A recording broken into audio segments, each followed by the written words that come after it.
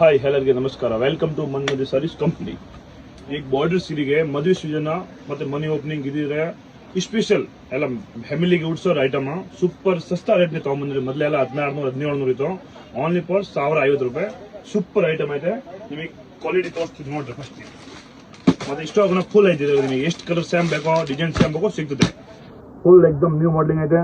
ಒಂದು colour collection ನೋಡ್ರೆ ಆಮೇಲೆ ನಿಮಗೆ ಒಂದು ಪೀಸ್ ಓಪನ್ ಮಾಡ್ಬಿಡ್ತೀನಿ, ಡಿಸೈನ್ ಗೊತ್ತಾಗ್ಬಿಡುತ್ತೆ ಹೆಂಗೈತೆ ಐಟಮ್.